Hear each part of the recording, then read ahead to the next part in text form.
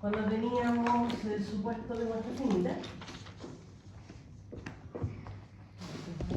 el estadístico T que se construía como beta K menos beta, el que usted quiera probar ahí, poblacional, dividido en el error estándar, ¿cierto? ¿Ok? Y estos de aquí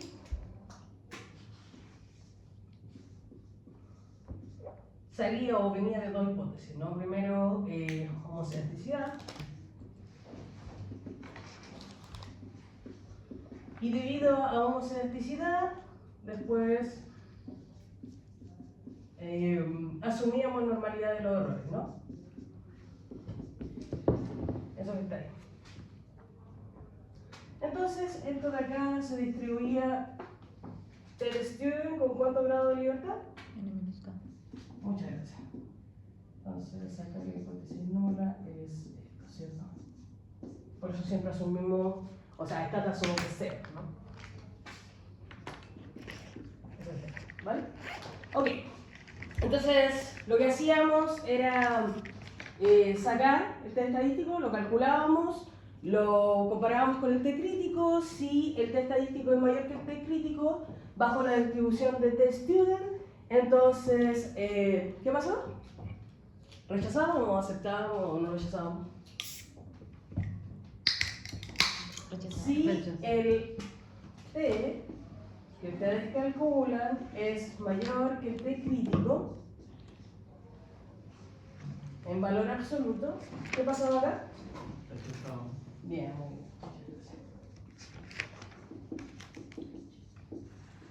Entonces rechazábamos la hipótesis y en verdad ese coeficiente que estábamos buscando para el caso más común de tomar este beta como cero, ese coeficiente sí tenía un impacto, ¿no? Vale. Ahora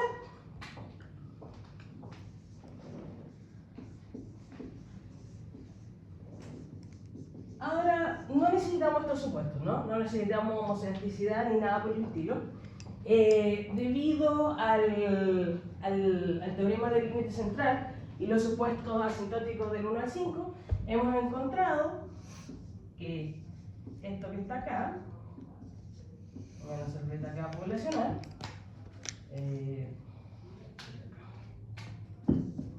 hemos encontrado que esto de acá se distribuye asintóticamente ¿a qué? A una normal.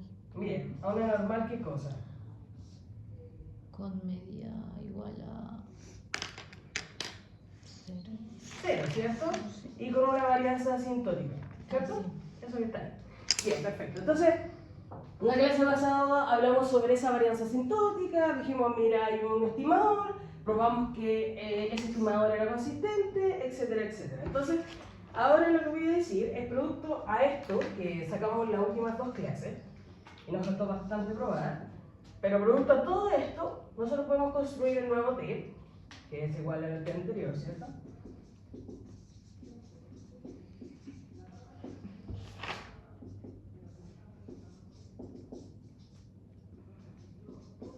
El error estándar, pero esto ya no se distribuye exactamente, porque eso es distribución exacta, no se distribuye exactamente como una T, sino que por el teorema del límite central esto se va a converger en distribución.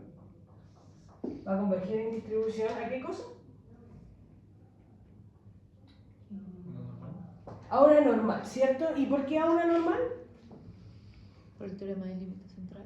Claro, exacto. Entonces, lo que estamos haciendo es básicamente sacar esta varianza, la estamos poniendo acá abajo, y esa n me la estoy llevando abajo, entonces esto de acá se va a distribuir a una normal 0,1, que viene exactamente de esto de acá. ¿Ok? Entonces lo único que estoy haciendo es sacar la varianza que sale raíz cuadrada, el error estándar, y vale, ese error estándar que ven ahí es un error estándar que está construida con la raíz de n. Entonces esta raíz de n baja, lo único que estoy haciendo es eso. ¿Ok? Entonces ese error estándar ya tiene la raíz de n abajo. Por eso todo esto se distribuye a una normal estándar. ¿Ok? Vale. Y esa varianza es lo que encontramos, el estimador de esa varianza que encontramos, ¿no?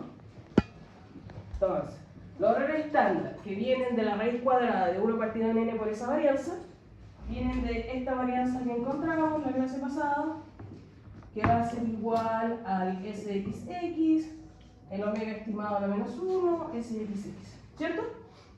Eso está ahí. De hecho debería ser así, perdón. Eso está ahí. Ahí me faltó un menos 1. ¿Ok? Vale. Sxx, ¿qué es lo que era?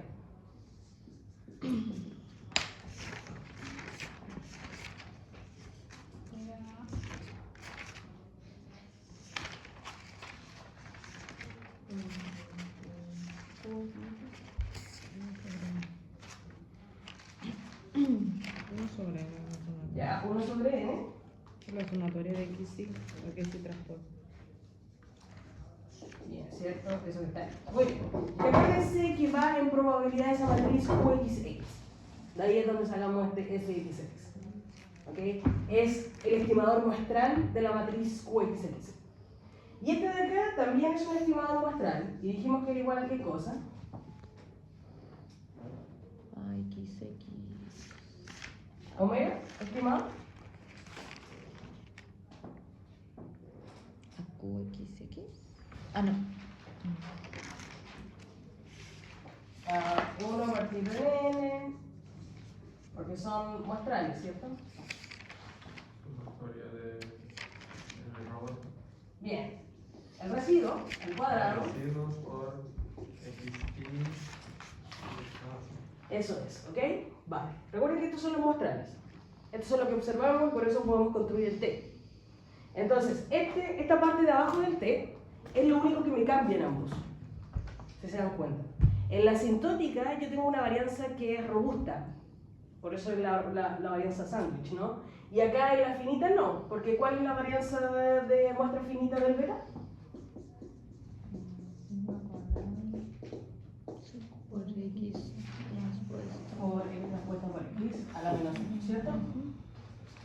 Nuevamente, las fórmulas de varianza son más o menos similares. Mis X van abajo, mis residuos van arriba. Mis X van abajo, mis residuos van arriba. Pero solamente que están más robustas al tener la cuadrática de esas X, ¿ok? Y bueno, una fórmula distinta también para la omega. ¿Ok? Vale, entonces eso, chicos. Entonces, lo único que cambia entre muestra finita y muestra asintótica, el T sigue exactamente lo mismo, pero como me va a cambiar la varianza, en términos de distribución asintótica ya no voy a tomar en cuenta la T student, que sale, recuerden, de la prueba que hicimos, ¿no? Como esto de acá era normal, normal sobre normal, toda esa prueba que hicimos cuando demostramos que esto se distribuye de T student. Acá no necesitamos eso. Como sabemos que asintóticamente esto se va a distribuir a una normal 0,1, de ahí mismo podemos sacar el T y probar que se distribuye a 0,1 con el teorema de Slutsky. ¿Ok? Vale. No vamos a hacer esa prueba, pero solamente para que lo tengan en cuenta. ¿Qué diferencia hay entre ese símbolo y este símbolo? De las dos formas igual voy a tener que sacar un T crítico y ir a buscar una distribución, ¿no? En el primer caso el T crítico lo voy a buscar en la distribución de T student. En el caso de acá lo voy a buscar una normal, estandarizada. ¿Qué diferencia hay entre ambos? Que el uno es exacto y el otro es de convergencia. Bien, convergencia en Probabilidad. distribución. Ah, distribución. En distribución, ¿ok? ¿Y qué diferencia había entre la convergencia en distribución y la convergencia en probabilidad? Que la distribución era cómo se distribuyen y que la probabilidad es de en cuanto se acota el bounded. Claro, ¿cierto? Al límite. ¿Dónde, cuándo encuentro mi límite? ¿Cierto? En cambio, la distribución es un poquito más débil. Mira, yo no sé si esta secuencia de variables aleatorias va a converger a un número, a un límite específico, a una variable aleatoria en específico, pero sé que eventualmente va a converger a una distribución en específico. ¿Ok? Y eso es lo que está haciendo acá. ¿Ok? Vale, entonces, misma idea con el t-test y ahí, bueno, ahí más cambiarlo. ¿Dudas, consultas? ¿No? Bueno, el test de hipótesis es exactamente como estábamos hablando. El paso 1 calcule el t crítico, el paso 2, calcule el t calculado, el paso 2 busque el t crítico, ¿no? La distribución ahora normal. Y el paso 3 acepte la hipótesis nula si el t crítico en valor absoluto es menor, o sea, perdón, t calculado en valor absoluto es menor al t crítico. ¿Ok? O lo contrario sería acá. Vale. Al igual que la vez pasada, tenemos una diferencia, ¿no? Podemos testear hipótesis que son individuales, es decir, esta de acá, ¿no? A un coeficiente yo digo, bueno, ¿qué valor puede tomar? Y ahí testeo la hipótesis dependiendo del valor de ese mismo coeficiente. O podemos hacer combinaciones lineales de coeficientes, ¿ok? Y exactamente lo mismo que la vez pasada, construimos el WOLF, pero ahora la única diferencia del WOLF es que le pongo una n acá, y esto se va a distribuir, no como el anterior, que era exactamente distribuida. Ahora esto va a ser converger en distribución a una chi cuadrado con los grados de libertad correspondientes al número de restricciones. ¿Ok? Pero es exactamente lo mismo que la vez pasada. Obviamente la matriz de varianza-covarianza que utilizan ahí es esta. ¿Ok? Es la robusta. ¿Ok? Luego, exactamente lo mismo que la vez pasada, buscan el estadístico, ¿no?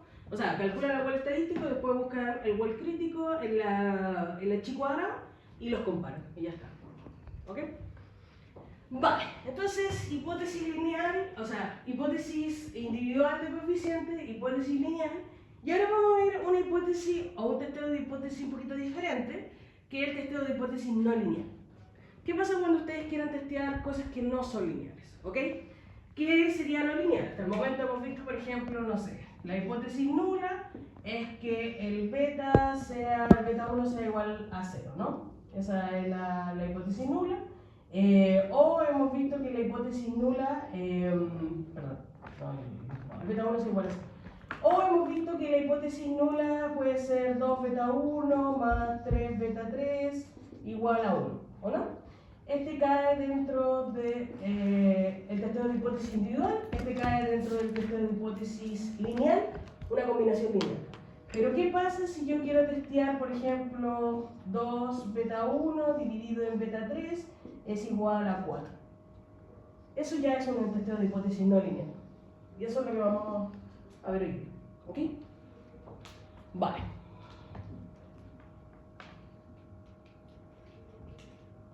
Ahora,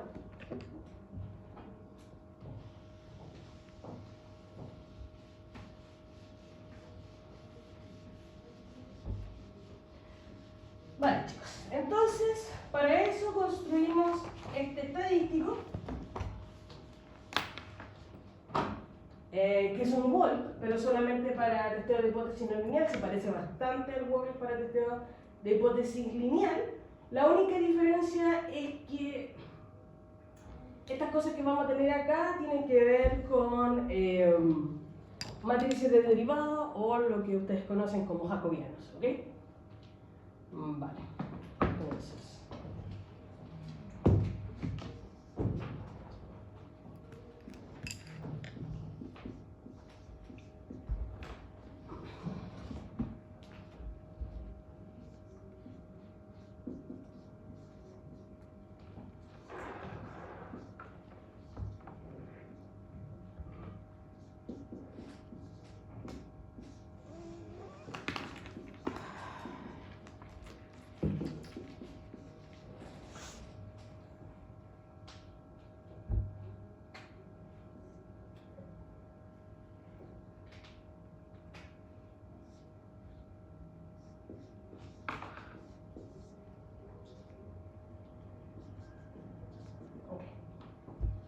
vale, entonces vamos a ver cada una de las cosas. N es simplemente el número de muestra.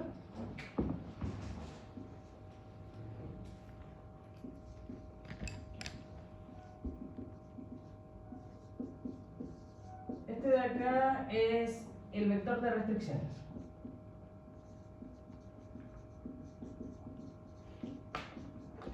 ¿Ok? Vale, este vector de restricciones va a ser de dimensión 1 por el número de restricciones no lineales.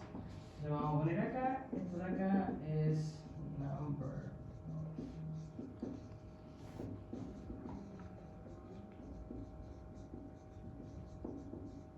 Eso que tengo aquí, ¿ok? Luego el jacobiano. El jacobiano tiene que ser, es una matriz y va a ser igual a una matriz de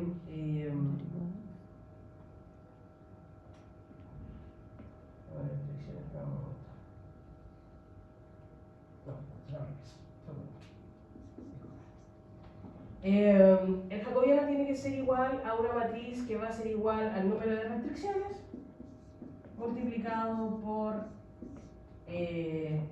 o sea, el número de restricciones en la fila, y en las columnas va a ser la cantidad de variables que tenemos, por eso tiene una función del beta, ¿ok? Entonces esto de acá sería 1 por el número de restricciones, eso que tengo acá. Este de acá sería el número de restricciones por K. La matriz beta, que es simplemente la matriz sándwich, esa matriz es la matriz sándwich, ¿no? Ese de aquí será menos 1. Eso que está aquí. ¿De qué dimensión es?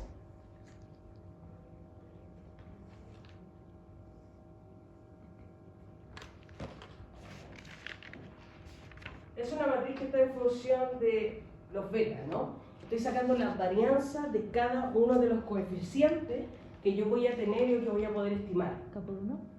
Ya, bien, pero es una matriz cuadrada, entonces sería K por K. K por K. Bien, ok, bien. Eso es. Entonces cuando sacamos el error estándar, lo sacamos de la diagonal para ese beta específico. Eso es, bien. Este de acá sería, por lo tanto, de 1 por K. No, K por 1. Restricción. K por Ah, el número restricciones. de restricciones no lineales, ¿cierto? Y este de acá sería igual a el número de restricciones no lineales por 1, muy bien, ¿ok? Siempre es bueno, yo no me lo aprendo en realidad, o sea, voy viendo con la lógica, pero sé, por ejemplo, que Volt y cualquier otro estadístico tiene que ser un escalar. Yo ese escalar me lo llevo a la distribución y la comparo, entonces no me puede dar ahí un vector. Entonces esta cosa sí o sí me tiene que dar un escalar, por lo tanto el resto tiene que ser un, y ahí voy sacando las dimensiones, ¿ok? Vale, entonces esta matriz de acá, esta es de K por K. Bien. Voy a hablar un poquito del jacobiano. Profe, qué pena. ¿Puede explicar eso de nuevo, por favor? La fórmula. Claro, claro. Es igual, o sea, se parece bastante, si te das cuenta, a la restricción lineal. O sea, tenemos restricción en la matriz, ¿no? Vale, pero ahora vamos a usar otras cosas. Lo que pasa es que cuando estamos hablando de testeo de hipótesis no lineal, lo que vamos a usar son las derivadas. ¿Ok? Entonces, este de acá vendría siendo, y lo vamos a ver como un ejemplo para que se entienda mejor, pero este de acá vendría siendo el vector de tus restricciones. ¿Ok? Y tú vas a ponderar ese vector de tus restricciones por este de acá, que vendría siendo sus derivadas. ¿Ok? Vale, entonces, ¿qué es lo que es esto? ¿No? ¿Qué es lo que es el jacobiano? El jacobiano vendría siendo una matriz donde en el lado de las filas vendría siendo todo el número de restricciones y las columnas vendrían siendo tus betas, ¿no? Si empezamos con el beta 1, beta 2, beta 3, entonces vendría siendo la derivada de la restricción, que va a ser una función, la derivada de la restricción 1 con respecto al beta 1. La derivada de la restricción 2 con respecto al beta 1. Y así hasta la derivada de la función, y acá es N. de la restricción, del número de restricciones, sí, yo sé, me cuento un poquito, con respecto a ese beta. ¿Ok? Acá tendríamos la derivada de la función 1 con respecto al beta 2, la derivada de la función 2 con respecto al beta 2, hasta la derivada de la función, el último número de restricciones, con respecto al beta 2. ¿Cierto? Y acá lo tendríamos para la derivada de la función 1 con respecto al beta k, la derivada de la función 2 con respecto al beta k, estos son 3 puntos suspensivos, Y finalmente, esto sería ¿qué cosa? La derivada de la función de la última restricción con respecto al beta.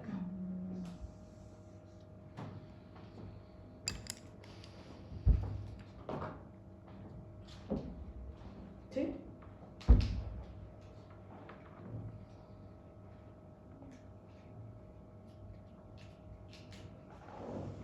Por lo tanto, esta matriz va a ser de número de restricciones por K.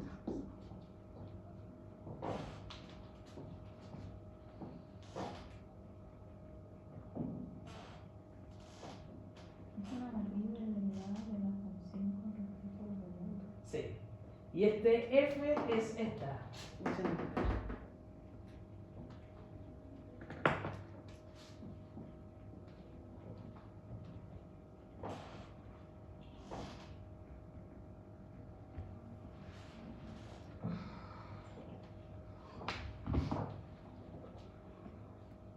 ¿Cómo le fue el crecimiento? ¿Sí? Esas pruebas son peligrosas porque uno piensa que son fáciles de hacer.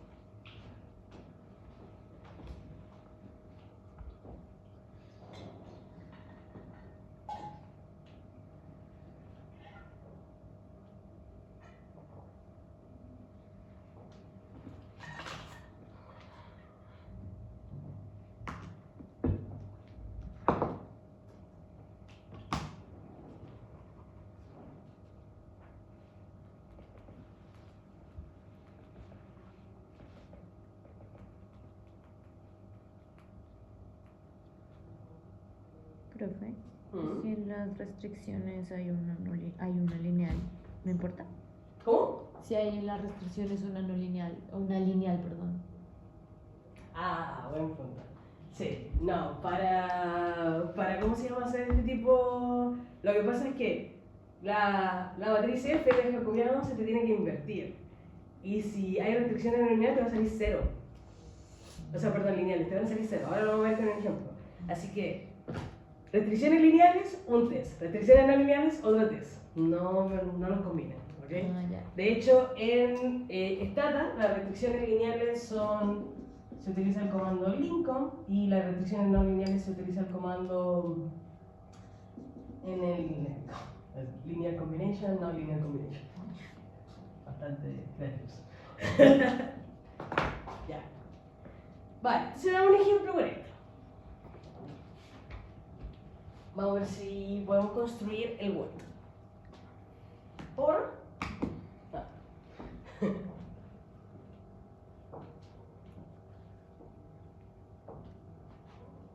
bueno, solamente como mientras están copiando para un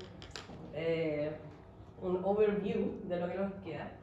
Esta clase voy a terminar con un testeo de hipótesis y voy a empezar con un tema que me encanta, que es causalidad.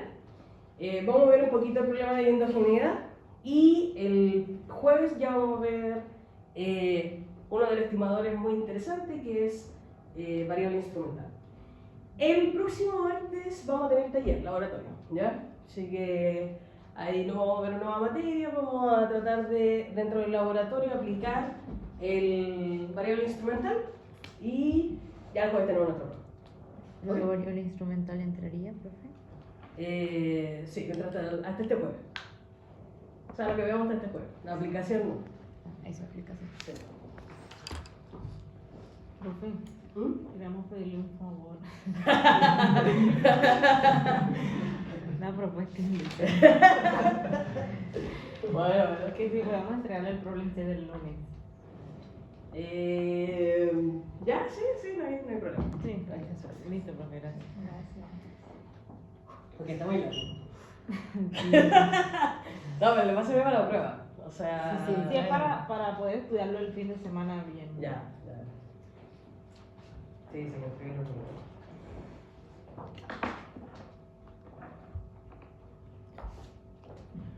O sea, en mi planning, honestamente, este progreso al ser tan largo, yo lo tomaba como 2, entonces daba 2 semanas. De hecho, en el planning original, este progreso se tendría que entregar el viernes.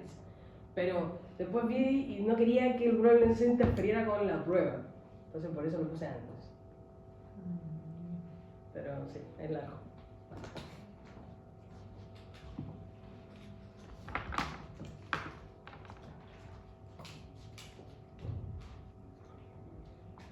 O sea, lo que vamos a hacer ahorita es armar el estimador de Volt. Sí, con este ejemplo.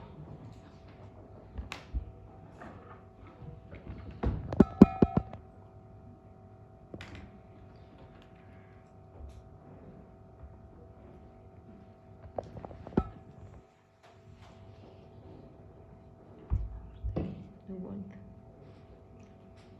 W-A-L-D. Testeo de hipótesis no lineal.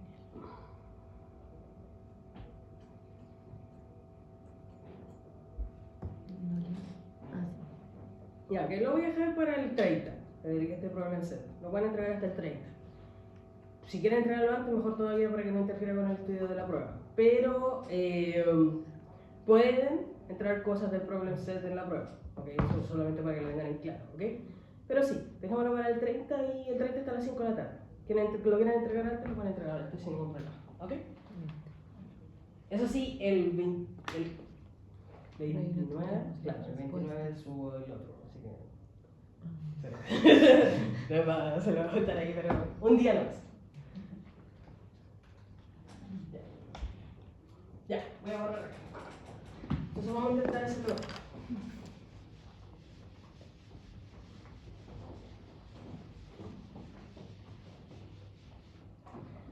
Vale, chicos.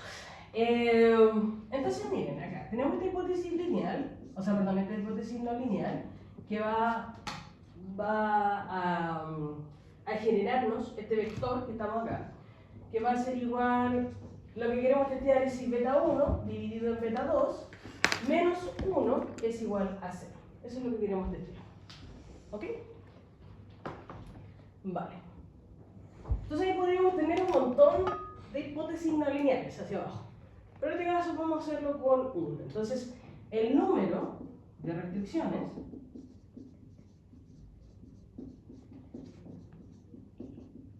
¿a cuánto es igual?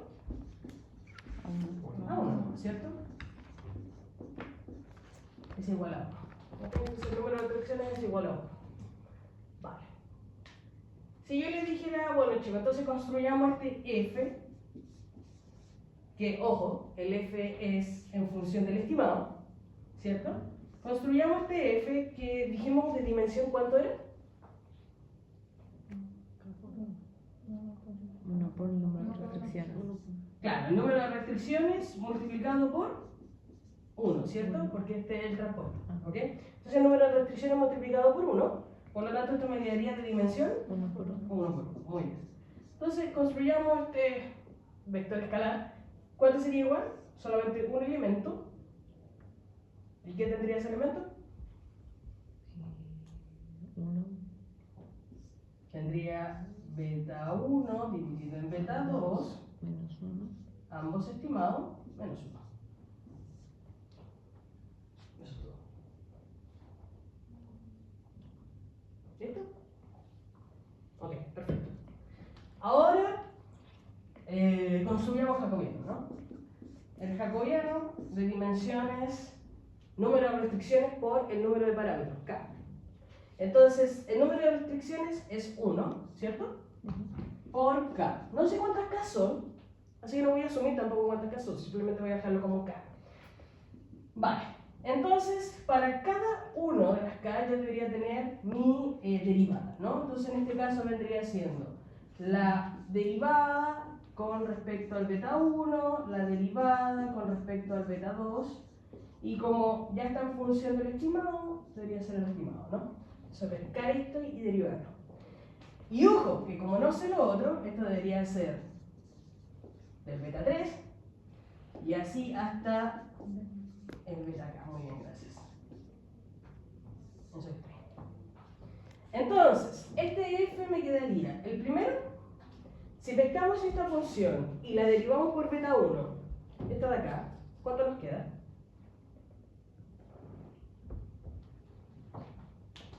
No sobre la tabla. ¿Qué? ¿Cierto? Si pescamos esta función y la derivamos por beta 2, Menos B1 sobre beta 2 al cuadrado. ¿cierto? Eso que también estaba en lo que sale, ¿no? ¿Y este de acá? 0. Bien. Y así a 0. ¿Ok?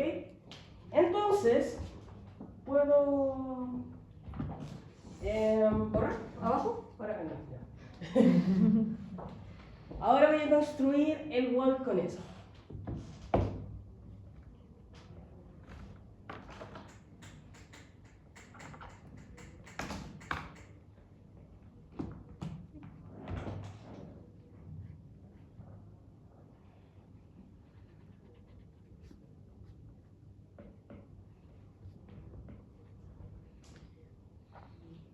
Vale. Y vamos a asumir, esto lo podría escribir abajo mejor para que no sea tan desordenado. Y vamos a asumir que tenemos una matriz ya estimada de beta, o sea, perdón, de V, que es la matriz de varianza-covarianza, pero asuman elementos C1, C12, y así hasta C1K, después C21, C22, C2K. Y este me quedaría CK1, CK2, este de acá CK. Vale. Vale, eso está ahí. Solamente para hacer el cálculo del word. Esta es la matriz de varianza. Sí, la matriz de varianza covarianza. Imagínate que ya tienes ese S, XX, el omega, el otro S, lo calculas y todo esto te va a dar una matriz de K por K. Esto lo único que estoy diciendo es que ya tienes todos los elementos dentro de la matriz estimados. ¿Ok?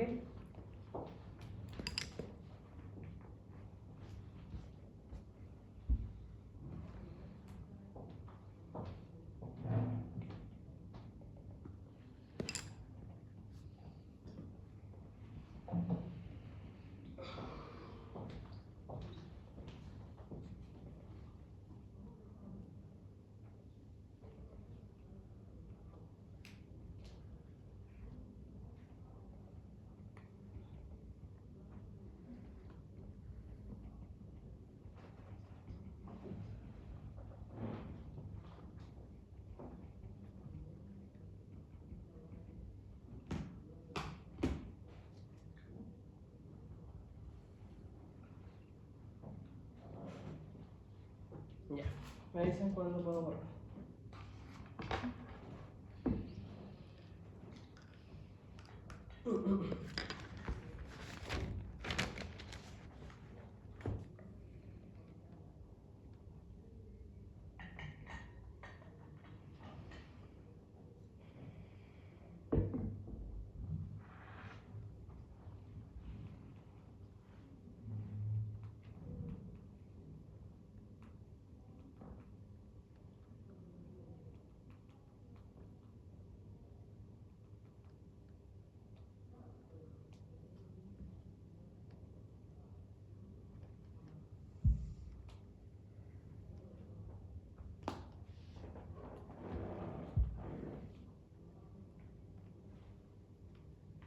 Listo.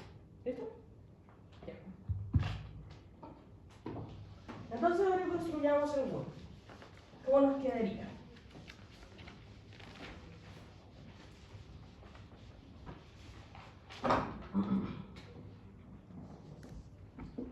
Nos quedaría n multiplicado por sf, pero que sabemos que es de sf traspuesto, pero como esto es de uno por uno es lo mismo, y de hecho como tengo otro acá, lo voy a juntar al tiro y lo voy a poner al cuadrado. ¿Cierto? Okay. Ya, ahora voy a construir esta parte de acá. Entonces esta parte de acá me quedaría como SF, que está ahí, que dijimos que era. Partido beta 1, 2. Es uno, ¿cierto? Sí, 1 sobre beta 2. De todos. Gracias. Eso que está aquí. ¿Este de acá? Menos Beta 1.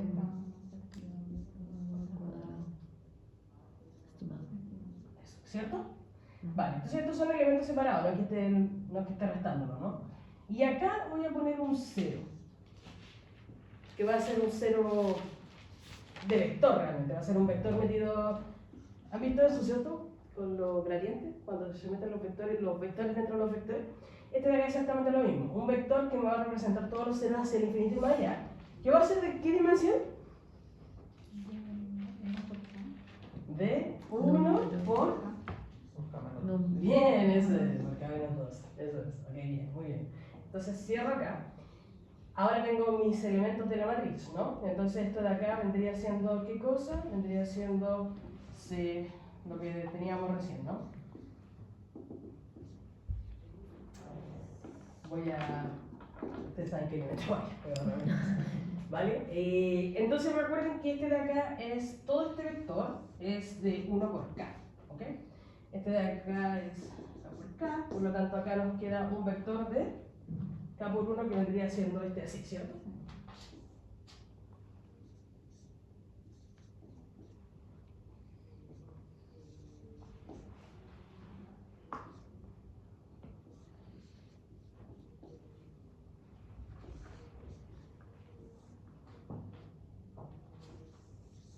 Listo.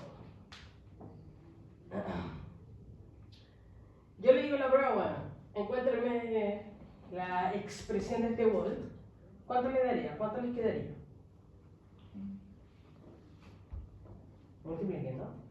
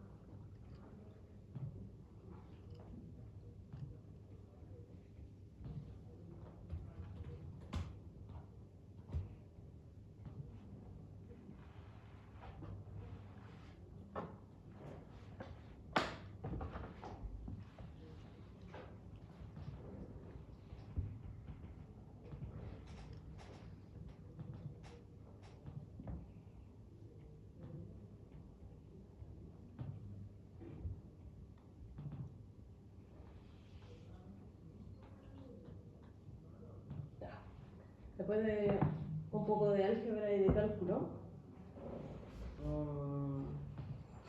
se lo dejo a ustedes, les debería dar una cosa así, ¿ok? Esta expresión de acá se reduce a esto de acá y esto de acá queda así. Y eso obviamente se distribuye chi cuadrado con ¿cuántos grados de libertad? ¿Cuántos son el número de restricciones? 1, solamente 1, ¿cierto? Ya, vale chicos, entonces vamos a pasar hoy día a ver esto de acá.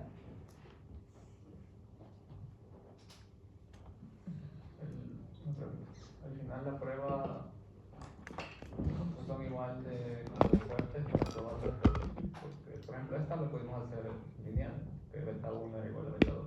Entonces si tenemos una condición así, tenemos que buscar hacer no lineales o lineales. Claro, depende, ¿cierto? Si la hipótesis es no lineal, utilizas el Wald para no lineal, y si la hipótesis es lineal, el Wald para lineal, ¿ok? Pero era lo que recién decía, o sea, no confundir los dos, porque cuando es lineal, este de acá te va a dar 0. Por ejemplo, este específico ejemplo dice que beta 1 sobre beta 2 es igual a 1. Entonces sería que beta 1 es igual a beta 2. Entonces se puede hacer lineal. Podríamos hacer la prueba de que beta 1 es igual a beta 2. Ah, ya, sí, Entonces, te entiendo, sí te entiendo. Si podemos hacer eso, Sí. es decir, mejor hacemos la Pásala a lineal, sí. O sea, Es más mejor- sencillo lineal, sí. Profe, yo tengo una pregunta. O sea, este testeo y el anterior sirve tanto para muestras finitas como para muestras grandes, o se discrimina. No, son solamente para muestra. O sea, recuerden que todo esto se hace para cualquier tipo de muestra, pero en el caso de muestra finita se hace la corrección. De muestra finita, n menos Del k. minuto. Ok. O sea, el multiplicarlo ya iniciando ahí, o en qué parte se haría la corrección. No, acá no, o sea, la corrección no se hace, o sea, el n que tú pones acá, básicamente hace esa corrección, pero, o sea, ya esto se prueba que así es como se distribuye h cuadrado, o sea, no hay que hacerle nada. Ok.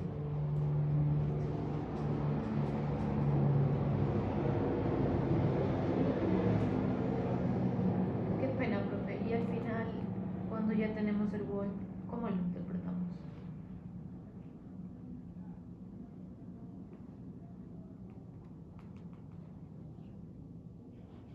Estoy pensando en esa normalidad. Tenemos H0, beta 1, beta 2.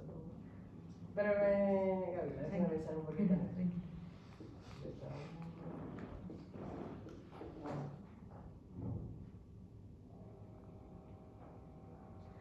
Sí, pero no lo puedes escribir de forma lineal, ¿no? ¿Por qué? ¿Por qué no? Porque acá, o sea, si tengo beta 1 igual a beta 2, si yo eso lo escribo para que me dé 0, porque siempre tomamos la hipótesis para que me dé 0, esto me queda 0, ¿no? ¿Y eso 1?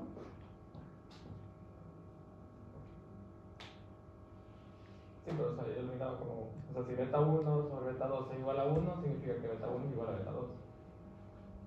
Claro, pero tú no puedes hacer la hipótesis como beta 1 igual a beta 2. Tienes que hacer una hipótesis igual a, por eso el t también lo construimos con lo mismo, ¿no? A algo, a algo. Ajá. Claro, entonces, claro, ¿cómo testearía eso? Sí, no se puede. No, es no lineal. Sí, sí. Sí, me quedé pensando, sorry. Que estaba pensando y dije, no, a ver, no, esto es no lineal, no lineal, claro. Porque si tú siempre lo igualas a 0, claro, esto de acá no es lo mismo que eso de allá. Sí, creo que no se puede escribir lineal. No sé, podría estar mal, voy a preguntar, voy a verlo ahí, pero creo que no. ¿Cómo era, Gaby? Que si el de Word, ¿cómo se interpretaba? O sea, como... Lo mismo que antes, o sea, lo mismo, o sea, tienes que buscarlo en la distribución, los mismos pasos. De hecho, acá tengo ¿El los Word pasos. crítico sería? Claro, exacto. Buscas en la... Bueno, ahí no lo...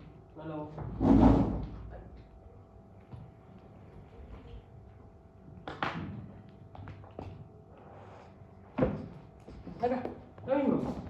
Exactamente lo mismo para el no lineal que el lineal. Porque los dos calculan un Word calculado versus Word crítico. Y en los dos, además, tienen que ir a buscar el valor crítico en el chico de al lado. O sea, ambos son iguales. ¿Okay? Si la única diferencia es cómo calculas el Word. Ya. Ok. Vale, chicos. Entonces...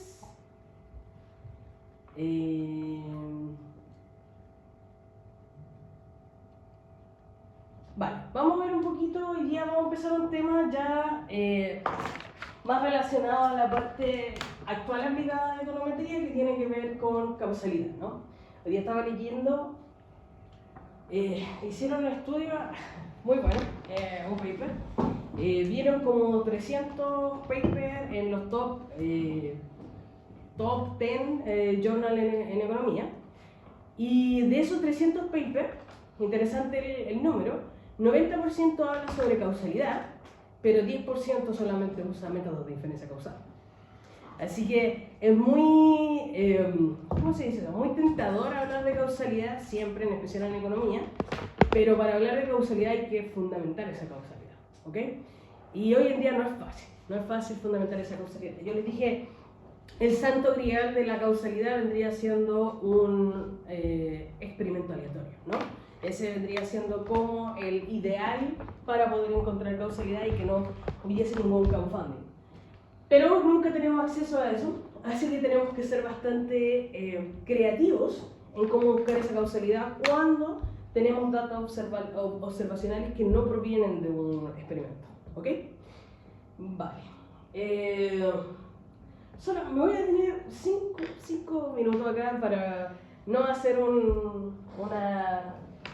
una clase de ética ni nada por el estilo, pero solamente contarles algo que está pasando en economía actualmente. A ver, ustedes saben que nuestro departamento es bastante interdisciplinar, ¿cierto? Tenemos gente de geografía, planning y algunos que somos nosotros de economía, ¿no? La economía más... y una cosa que, por ejemplo, no está pasando en Political Science o en Sociología, que ve lo que ve Gustavo, o en Geografía, que ve lo Miguel o el resto. Una cosa que no está pasando tanto en el resto de las ciencias sociales, pero sí está pasando bastante en economía, es la falta de replicabilidad. Y es una crisis, de hecho se llama la crisis de la replicabilidad que está pasando en economía.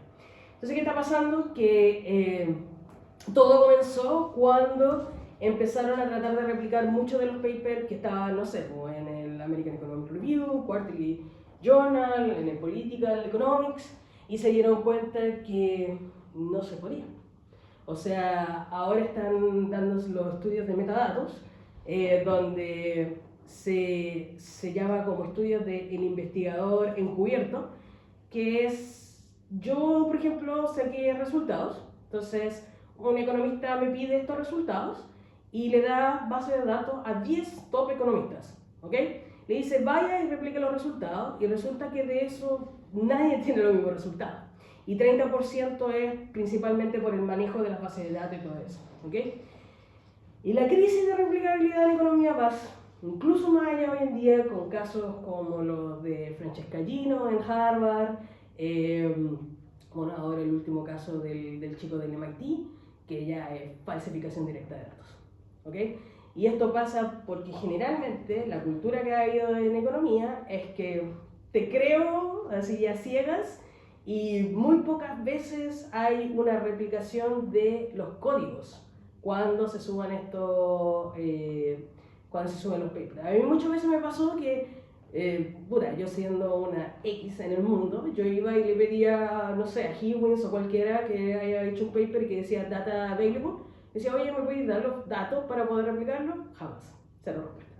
En cambio, mi advisor se los pedía e inmediatamente se los daba. Entonces, es un tema igual de a quién conoces, cómo lo conoces, quién eres, para que te den ese acceso que muchas veces ellos dicen que son públicos, ¿no? ¿A qué voy con esto? A que para aquellos que siguen en el ámbito de la economía va a ser un poco desafiante este punto, pero les pido que traten de ser rigurosos en su investigación y les pido que traten de ser honestos. Yo sus tareas, por ejemplo, no las paso por un, ¿cómo se llaman estas cosas? Detector de inteligencia artificial, no las paso por eso. O sea, creo en el código de honor y creo en su palabra. Como el resto de nosotros vamos a creer en su palabra cuando ustedes publiquen algo. El tema es que esas equivocaciones, cuando nosotros hacemos, no sé, código, etc., pueden haber equivocaciones que pueden ser sin intención. Y eso está bien, eso pasa en todo momento. Así. Pero hay veces que uno encuentra esa equivocación y tiene que decirlas, ¿ok? Caso reciente me pasó con el Nico, que estoy trabajando ahora con él, y claro, había un error en el código, y dije, no, bueno, o sea, este tipo de cosas pasan siempre, así. Lo peor que te podría pasar es que ya estuviera publicado y recién nos damos cuenta, ¿no? Que ahí tampoco es lo peor del mundo, o sea, simplemente bajas el paper, ya está, así. O sea, yo mira, ¿sabes qué? Me equivoqué, baja el paper. Pero si te pillan en manipulación, en falsificación, pierdes lo único que tienes de activo en esta profesión, que es tu reputación. Así que con eso, y sin más preámbulo a la clase de ética, les pido ser rigurosos, estamos pasando por un mal momento en esta disciplina, estamos quedando muy mal a los ojos de las ciencias sociales, y yo creo que no son poquitos los que hacen este tipo de cosas. O sea, en general, la gente es bastante honesta, ¿ok?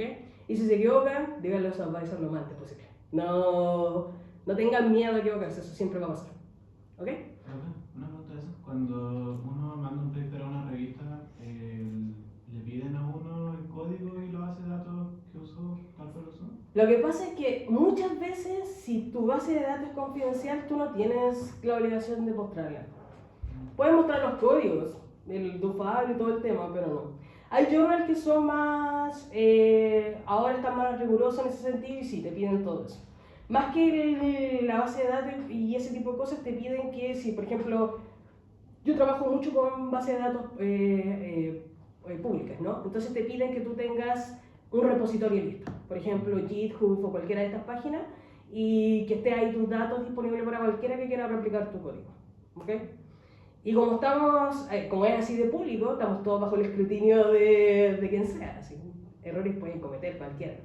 Pero claro, o sea, muchas veces si uno les pide los datos, a mí me pasó hace como un año que yo le pedí, era un paper de metodología, entonces le pedí el código, porque es paper de metodología, deben tener código abierto, y no tenían código abierto.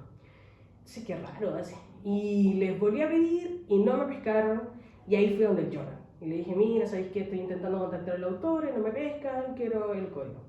Y ahí cuando yo contacté al journal, que es este era el Housing Policy. Housing Policy. Entonces cuando yo contacté al journal, ahí el journal les pidió a ellos que me contactaran. Y me contactaron y el tipo me dijo, pero es que mira, todavía seguimos arreglando algunas cosas. Y yo, pero ¿cómo si está publicada esta cosa? Pero bueno, ya ahí no seguí insistiendo, ya estaba como muy a bordes de acoso y capaz que me acusaron. Mejor que ahí no. Pero claro, o sea, ese tipo de cosas tratar de ser bien honestos, no sé, yo creo que sí. Bueno, es complejo, o sea, igual por ejemplo estamos viendo ahora, estábamos comentando con mi cohorte sobre el último caso que pasó, del chico que iba en segundo año de PhD en economía en el MIT, y claro, sacó un paper de inteligencia artificial en productividad y todo el mundo, wow, genial el paper, salió Acemoglu y Arthur en una foto con él. Y claro, o sea, ahora se vio que era, o sea, ni siquiera era error, sino que estaba completamente manipulado. Entonces, conversando con el cohorte, yo nosotros igual lo entendemos, o sea, es tanta la presión por publicar, y por eso les digo, o sea, ustedes van a tener esa presión, van a ser tanta la presión por publicar, y necesitáis tener el paper, pero no, o sea, no vale la pena, no vale la pena. Honestamente, mejor si uno puede ser tortuga y todo lo que quiera, pero honesto. ¿Ok? Ya. Vale, chicos. Con esa intro vamos a ver un poquito de endogeneidad. Bueno, endogeneidad es una palabra muy usada actualmente, en especial en el tema de inferencia causal. Entonces, cuéntenme, ¿qué entienden ustedes por endogeneidad?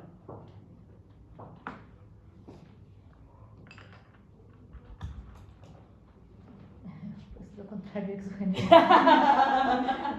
Ya, bueno, ¿una buena forma de definirlo? ¿Sí? Que X se relaciona con el error. Eso es cierto. Bien, muy bien. Entonces el problema de endogeneidad, y yo siempre, o sea, lo intento ver de esta forma. ¿Puedo borrar la lección? ¿Sí? Lo intento ver de esta forma. Cuando yo estoy buscando una relación causal, lo que básicamente estoy haciendo es limpiando todo ruido que no me permita ver esa relación causal. ¿Ok? Estoy eliminando todo posible o toda otra posible fuente de explicación. Entonces, el típico ejemplo, si tenemos educación y queremos ver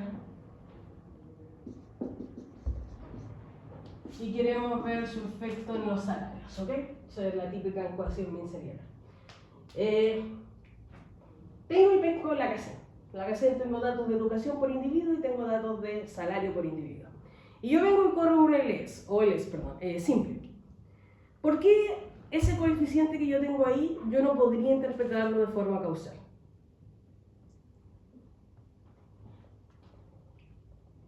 ¿Cuál es el problema?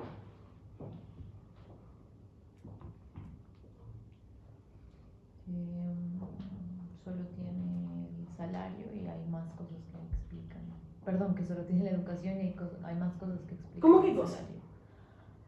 Como lo que habíamos visto, en general solo los años o el salario anterior o ¿Ya? ¿Los años de experiencia? los años de experiencia Ya. o la edad en general también. Ya, la edad, sí, bien, entonces tenemos edad. Vamos a poner experiencia. Esa es la típica. aunque tenemos un montón acá abajo. Pero vamos a poner otra experiencia. ¿Experiencia determina el salario? Sí, claro, o sea, de hecho, acá cuando me sacan el sueldo, una parte viene un multiplicador por cuántos años tengo de experiencia, así que efectivamente sí. Pero si yo tengo un tag a todo esto, es simplemente relaciones causales no cíclicas, por eso la flecha va hacia donde la tengo. Pero si yo tengo este panorama, si yo tengo educación se relaciona con salario, experiencia se relaciona con salario, y yo corro la regresión entre educación y salario sin contabilizar experiencia, ese no es ningún problema para la causalidad. Absolutamente no. Usted va a tener un coeficiente limpio. Exactamente limpio. El problema es cuando yo tengo esto. El problema es cuando yo tengo esto o tengo esto para acá. Cualquiera de las dos siempre va a ser un problema. Porque si experiencia se relaciona con educación y al mismo tiempo determina salario, entonces ya este beta que estoy intentando estimar limpio tiene algo de esto de acá. Y me lo ensucia. Genera una relación espuria, ¿ok? Entonces cualquier cosa que yo tenga acá, y bueno, lo que tendría que hacer, o cualquier economista le va a decir, es, bueno, controle por experiencia, ¿no? Controle por experiencia, si este es el DAX que tiene controle por experiencia, ya está. Pero tengo un montón de otras cosas que también son así y que son no observables, ¿no? Como por ejemplo, la típica, ¿cierto? La habilidad, ¿no? La habilidad entonces se relaciona con sus años de educación, probablemente si usted era más hábil, más bueno, etcétera, tenía más cualidades, iba a tener más educación, y la habilidad también se relaciona con su salario. Gente que es más buena, necesariamente gente que gana más, que llega a ser más indispensable en las compañías, etcétera, etcétera. ¿Ok? Entonces, claro, cuando tenemos observables no hay ningún problema. Cuando tenemos no observables es ahí donde empieza a aparecer el problema de endogeneidad. Entonces, vamos a ver diferentes fuentes de endogeneidad, vamos a ver tres principales casos hoy día. Pero claro, o sea, solamente para tener en cuenta cuando las relaciones son, cuando tenemos un problema de endogeneidad, las relaciones son endógenas, entonces no podemos separar el efecto causal. Es imposible que ese beta esté limpio de cualquier otro efecto. ¿Ok? Vale. Entonces, este de acá es lo que decía Gabriela. Este es la exogenidad. Esto vendría siendo como el caso ideal. Esto ocurre cuando tenemos experimentos aleatorios. Es que nuestra relación causal va a estar definida por beta y ningún otro efecto va a estar ahí alterando esta relación. Y además, lo que no observo determina ahí, es cierto, lo que no observo puede determinar ahí, pero si no se relaciona con X, yo no tengo ningún problema. No tengo absolutamente ningún problema. Entonces, ¿qué pasa? En los experimentos controlados, claro, podemos haber dicho, aleatoriamente, Daniel va a tener 5 años de educación. Javiera va a tener 10 años de educación. Jorge va a tener 2 años de educación. Joan va a tener 16 años de educación. Eric va a tener 0 años de educación. Y así sucesivamente. Y yo le podría decir aleatoriamente esto, independiente de la habilidad de cada uno de ustedes, de la experiencia que después puedan llegar a tener, de la cantidad de hijos, etcétera, etcétera. Si hombre, mujer, etcétera, da lo mismo. Independiente de eso, yo aleatoriamente tengo una moneda y aleatoriamente le tocó cuántos años tiene de educación. Entonces, todo eso, todo lo demás que me puede explicar el salario, va a estar acá y no va a estar relacionado con la educación, que fue aleatorio, fue por suerte. ¿Ok? Pero las cosas no son así, ¿cierto? O sea, desde el minuto en que probablemente nos consiguieron, incluso antes, las cosas son bastante determinísticas. Entonces hay varios factores que afectan cuántos años de educación usted va a tener y qué salario va a ganar. ¿Ok? Empezando por el hecho más crítico hoy en día, que es si es hombre o mujer. Esa cosa tú no la controlas ni por si acaso. ¿Ok? Entonces, esas cosas obviamente nos van a ensuciar esa relación, ¿vale? Que es lo que tenemos acá, el problema de endogeneidad, cuando ambas cosas se correlacionan, ¿vale? Entonces, hay 3 causas de endogeneidad reconocidas. La primera es más conocida que el resto, pero las 3 son igual de importantes a la hora de encontrar este problema, ¿ok? La primera es Variable omitida, que ya hemos hablado de esto. Bueno, ¿y por qué estamos hablando de esto? Porque vamos a empezar a encontrar métodos que nos van a ayudar a combatir de alguna forma esto, ¿ok? Bueno. Entonces, bueno, ahí yo les puse variable omitida, generalmente tenemos habilidad que determina los salarios y la educación. Ahora, el problema de variable omitida es que no solamente, y esto lo vimos cuando estábamos viendo muestras finitas, no solamente me va a generar un coeficiente sesgado, sino que además me va a generar un coeficiente inconsistente. Y eso es aún más grave. ¿Ok? Entonces, imaginemos que tenemos el verdadero modelo.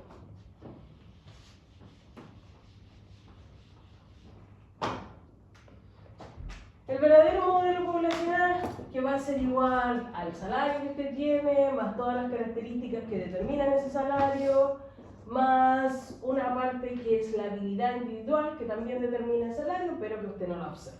¿Ok? ¿Qué es lo que observa? Observa el salario de las personas, más todas las características. Observa el salario de las personas, más todas las características, ¿cierto? Y un error que va a ser diferente a este de acá. Si yo les pregunto a qué es igual este, vendría siendo a todo lo no observable, ¿cierto? ¿Qué sería?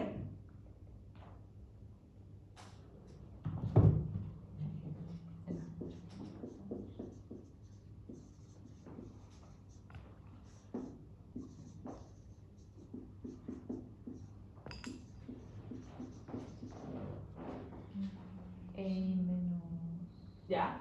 ¿Y? ¿Más? A. Eso es. ¿Cierto? Eso que tengo ahí. ¿Cierto? Todo se va a ir a eso y me va a quedar esta cosa que está acá. Si ya estoy entendiendo que este de acá, este sigue todas las características que hemos tenido, ¿cierto? En especial sigue el supuesto de ortogonalidad. Eso que está ahí. Eso de ahí se comporta bien. Generalmente vamos a tener un error que se comporta bien. ¿Y esto? Y ahora todo esto va a estar en eso, en ese error que estamos viendo. ¿Ok? Entonces, ¿cómo probarían consistencia? Sacamos el sampling error, ¿cierto?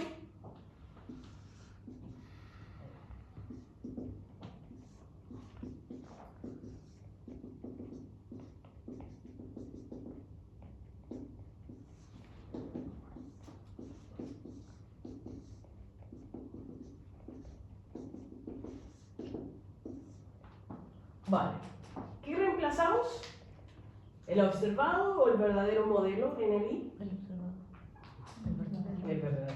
Bien. ¿Por qué, profe? Siempre reemplazamos el verdadero porque acuérdense que para reemplazar acá asumimos linealidad en los parámetros. Entonces acuérdense que los supuestos, o donde queremos que aparezca el error, es en los supuestos o a través de los supuestos que asumimos. ¿Okay?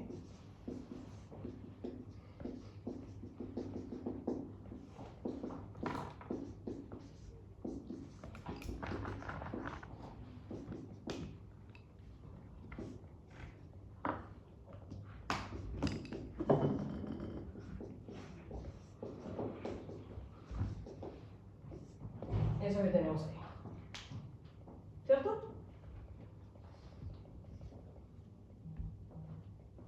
Vale, ¿cuánto les queda de eso? El beta nos va a quedar qué cosa.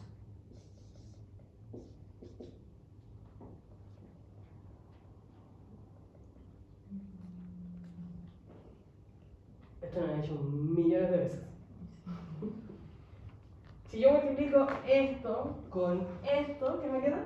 Beta. Beta, bien. Si yo multiplico esto con esta parte y esta parte,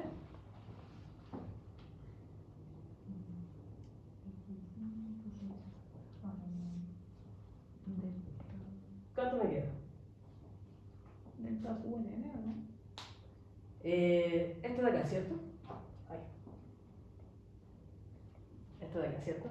Entonces, no lo voy a escribir. El Q queda con el XY, ¿cierto? Porque ambos dependen del subíndice Y. Y ese delta queda acá. ¿Todos de acuerdo? Porque ese delta no depende del índice Y. Y luego tenemos toda esta parte que está acá. Entonces lo único que hice fue multiplicar cada uno y eso ya me queda lo que está ahí.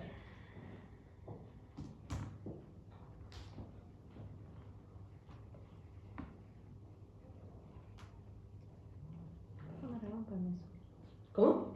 Ah, sí.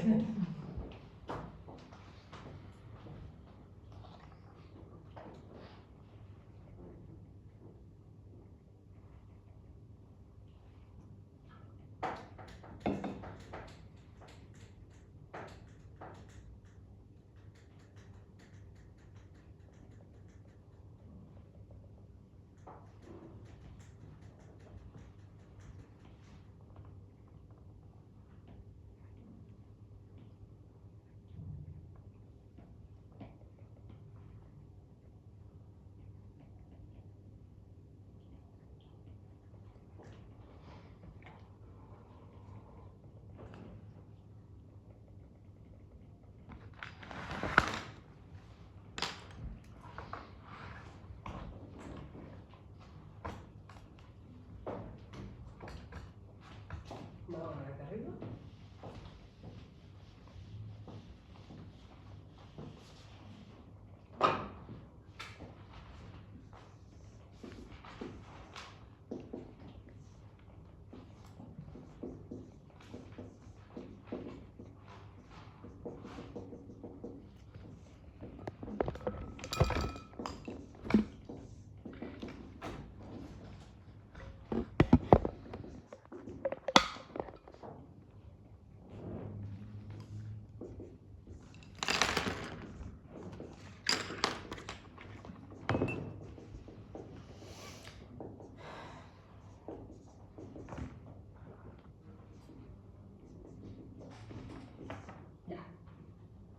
¿Qué debería aplicar acá para ver consistencia? Ahí te lo veo en el número. Bien. ¿A dónde va esto? En probabilidad. La esperanza de Bien. X y por X y transporte. Bien, eso es cierto, que es igual a. Eso es, muy bien. ¿Ok? ¿Esto de acá? Sería la esperanza de X y por QI. Ya, ok, y vamos a asumir que existe. ¿Esto de acá? Lo mismo, ¿cierto? ¿Y esto que está acá? A 0, ¿cierto? A la esperanza de xi por ei, que es igual a 0, by orthogonality. Muy bien, ¿ok? Entonces,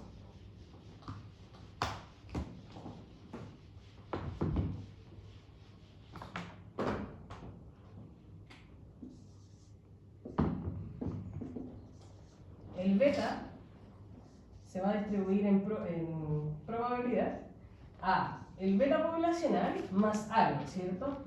Más ese delta multiplicado por esto a la menos 1 multiplicado por esta cosa que va a ser la esperanza de xi por q. ¿Todos de acuerdo? Ok. Vale. Y se parece, es bastante similar a la interpretación que teníamos para el caso de muestra finita. ¿Ok? El seco entonces va a ser ese delta que es la relación entre quién y quién. Habilidad con salario. Este es habilidad con salario y este de acá es habilidad con educación. Entonces es el beta más la relación entre habilidad con salario multiplicada por la relación entre habilidad con educación. Y además un sesgo asintótico. O sea, un sesgo asintótico, solamente para que lo entiendan chicos, es que en el infinito y más allá todavía va a tener ese sesgo. Es un sesgo permanente. Vale, eso que tenemos ahí.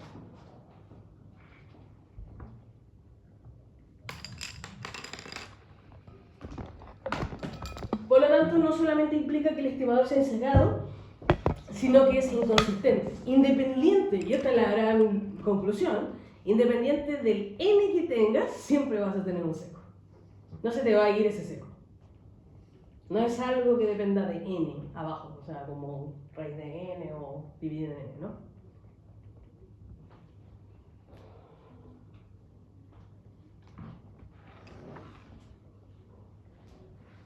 Cuando el sesgo es, o sea, cuando hay un sesgado, o sea, cuando es sesgado, se puede corregir el estimador para arreglar eso, ¿cierto?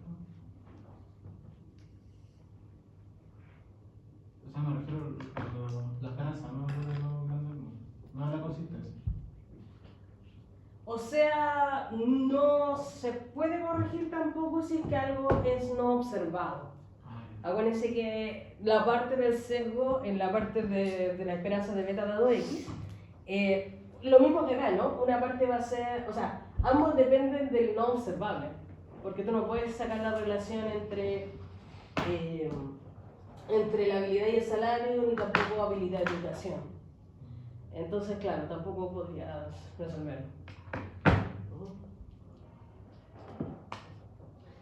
Sí, la única, o sea, ese es el punto. La única forma de resolver endogeneidad por variable omitida es o controlas por esa variable o haces algo que te permita, de la misma forma que controlas por esa variable, que te permita simular controlar por esa variable.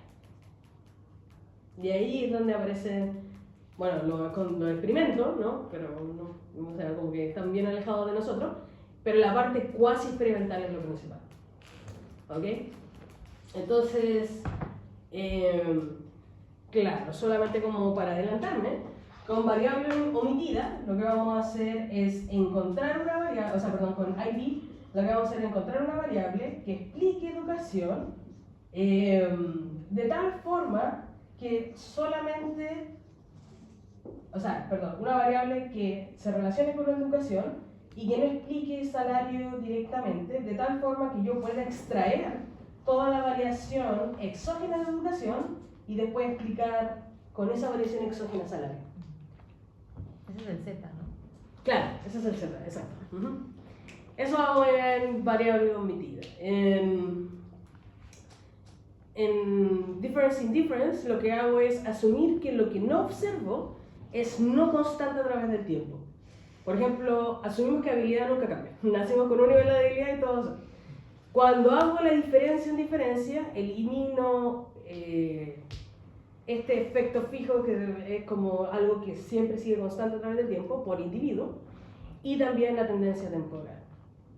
Entonces, si te das cuenta, ninguno de estos métodos controla per se por habilidad, pero lo elimina de alguna forma a partir de su estrategia metodológica.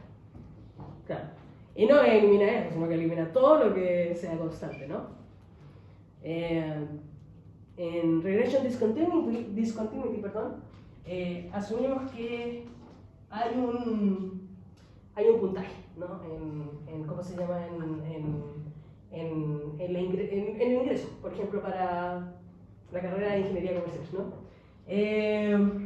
Entonces, alrededor, y luego veo ese puntaje cómo afecta a los salarios, o cuál sería el efecto en los salarios de haber sido o no ingeniero comercial, imaginemos, ¿ok? Hay diferencias, ¿no? Aquellos que tienen mayor puntaje es probablemente aquellos que tengan mayor sueldo. Y aquellos que tienen menor puntaje es probable que tengan menor sueldo, porque quizás no entraron a la universidad, qué sé yo.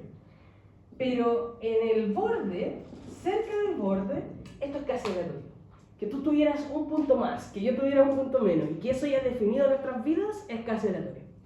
Entonces me pesco esto del borde y simulo un randomized control trial.